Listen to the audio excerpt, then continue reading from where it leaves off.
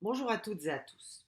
Le cours d'aujourd'hui porte sur la période de la France des années 70 à 1988 et aujourd'hui nous allons voir seulement la première partie, donc petit 1, alternance et réforme. Après la démission de De Gaulle, premier paragraphe, c'est effectivement le temps des alternances politiques. Ce paragraphe, on va le voir à partir d'une frise chronologique. En 1969, De Gaulle démissionne de la présidence de la République et c'est Georges Pompidou, qui a été son Premier ministre, qui est élu à son tour président de la République.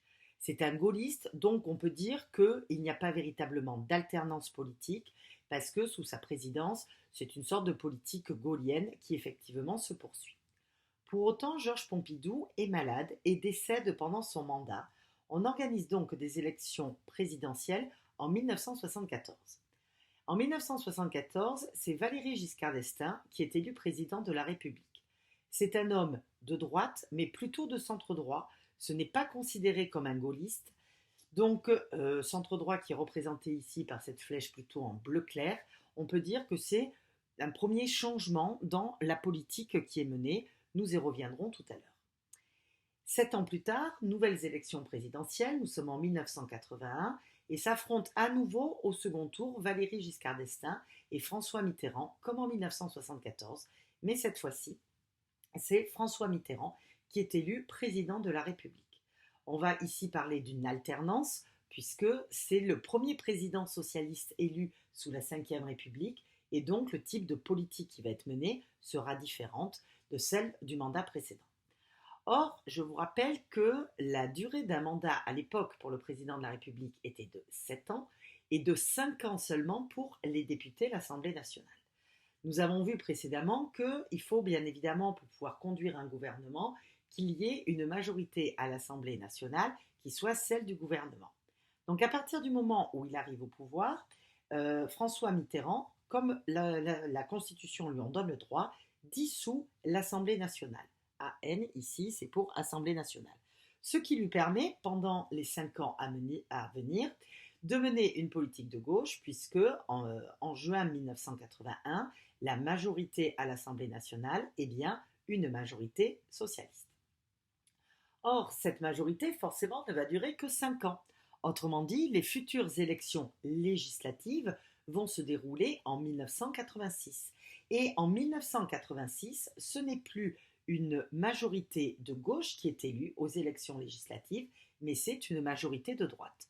Donc on se retrouve pour la première fois dans le cas où on a un président de la République, François Mitterrand, qui est d'une certaine couleur politique, alors que l'Assemblée nationale lui en fait opposée. François Mitterrand a deux solutions.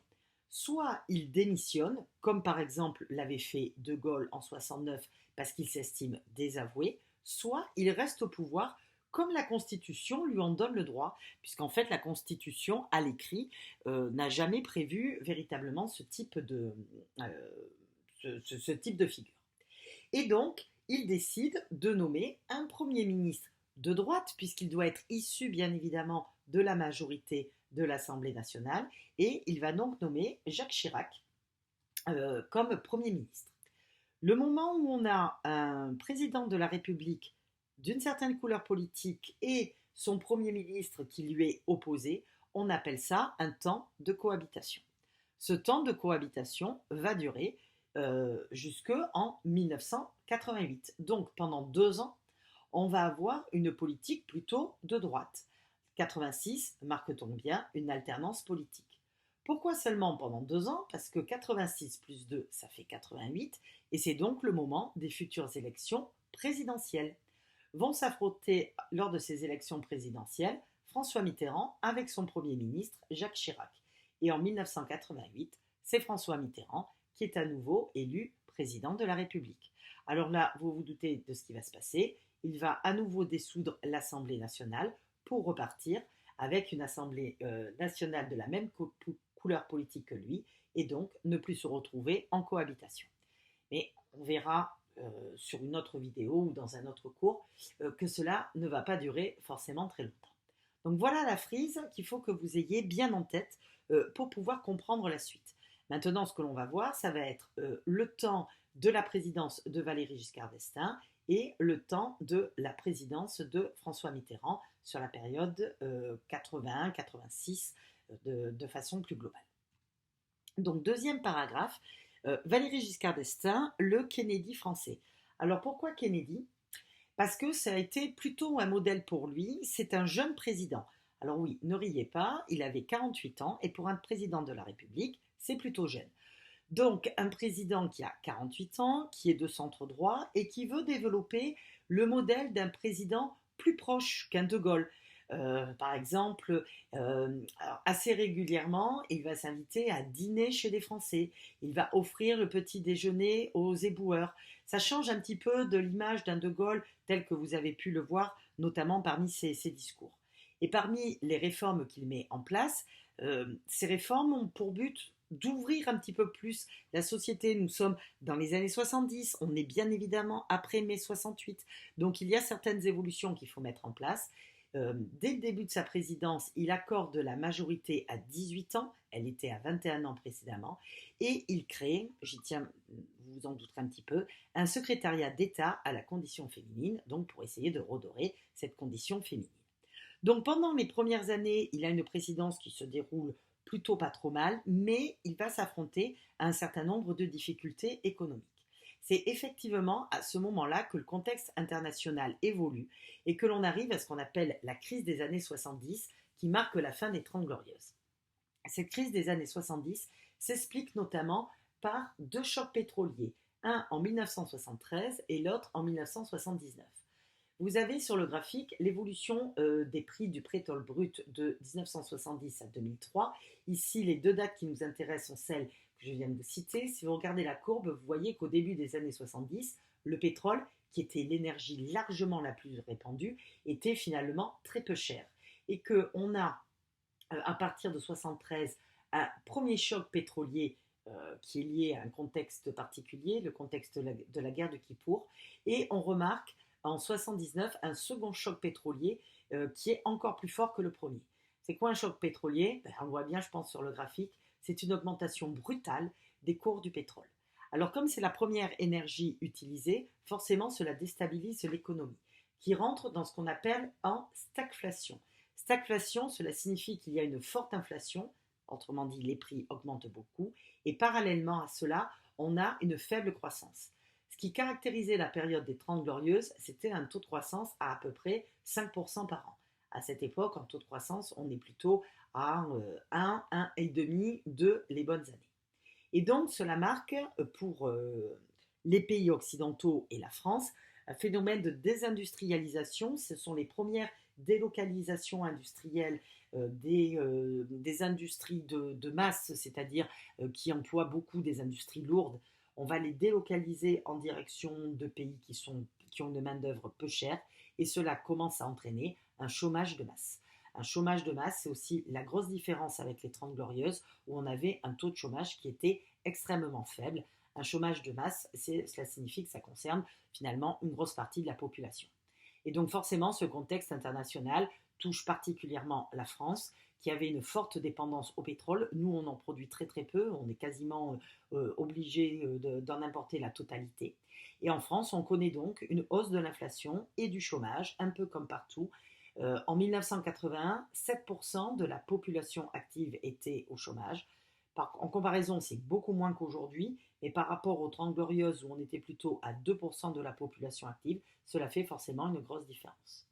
Du coup, dans les 2/3 du mandat de Valéry Giscard d'Estaing, il nomme Raymond Barre Premier ministre qui est obligé de mettre en place une certaine politique d'austérité, ce qui renforce l'opposition de la gauche et ce qui explique en partie la victoire de François Mitterrand aux élections présidentielles de 1980. François Mitterrand, élu donc le 10 mai 1981, symbolise la victoire de la gauche. On en a beaucoup parlé ces temps-ci parce qu'on est justement en train de fêter cet anniversaire-là. Et il y a, première idée, des changements sociétaux, donc de la société vraiment très importants, comme par exemple l'abolition de la peine de mort dès la première année du mandat en 1980. Je vais vous montrer ici 3 documents. Ce texte qui est là, donc qui est un discours de Robert Badinter, qui était donc le garde des Sceaux, le ministre de la Justice de l'époque, si vous voulez, et c'est lui qui va porter cette abolition de la peine de mort. Deux autres documents, tous les documents sont tirés de votre livre, vous pouvez les regarder sans problème. Donc, l'évolution de l'opinion publique par rapport à la question de l'abolition de la peine de mort, vous voyez, pour ou contre la peine de mort. Et puis, un autre texte qui montre un discours d'un député RPR qui est hostile à l'abolition. Alors, le RPR, le Rassemblement pour la République, c'est, on va dire, le parti de droite. C'était le parti de Jacques Chirac, qui lui a une position un petit peu différente sur la question de l'abolition.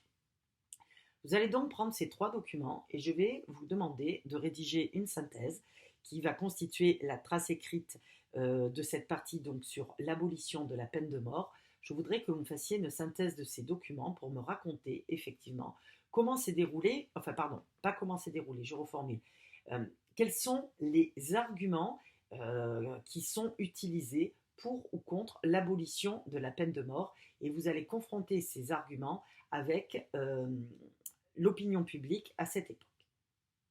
Donc là, vous avez très largement le temps de mettre sur pause pour pouvoir faire tout ça. Mais attention, la vidéo n'est pas terminée. Effectivement, juste pour finir, maintenant c'est plus très très long, dans le reste de la politique de François Mitterrand, deuxième idée, puisqu'il s'affronte bien évidemment à la crise des années 70 qui se poursuit, sa décision est de mettre en place une politique de relance économique, une politique keynésienne, vous connaissez le terme, avec donc une forte intervention de l'État dans l'économie, une hausse du salaire minimum. Il instaure la 5e semaine de congés payés, il n'y en avait que 4 avant, et on passe la semaine à 39 heures au lieu de 40 heures avant. La retraite est abaissée à 60 ans au lieu de 65 ans avant. Il met en place une politique de nationalisation massive d'un certain nombre de banques et d'industries, vous connaissez le terme, et il crée un impôt qui n'existait pas auparavant, l'impôt sur les grandes fortunes. Donc ça, ce sont véritablement les grandes mesures qui sont mises en place en 1981-82. Cependant, à partir de 1983, la France connaît un déficit budgétaire qui est très très fort. Du coup, il met en place une politique de rigueur. Le schéma que vous voyez ici retrace effectivement cette évolution. Alors, dans le début du schéma, nous avons la première partie, la relance keynésienne dont je viens de vous parler. Dès 82, on se rend compte que cette ouverture finalement financière est en train de se bloquer un petit peu. On bloque par exemple les prix et les salaires et à partir de mars 83, c'est le tournant de la rigueur avec un nouveau Premier ministre qui s'appelle Jacques Delors et qui en fait dévalue le franc et augmente les impôts et les tarifs et ce jusqu'en 1986. À partir de 1986, vous remarquerez qu'il y a une vague de privatisation pendant la cohabitation avec le gouvernement Chirac, puisque là, on n'est plus du tout dans une politique keynésienne, une alternance politique s'est mise en place. Ces alternances politiques vont entraîner des changements sociétaux et culturels, mais ça, ce sera pour un autre cours. Bonne fin de journée.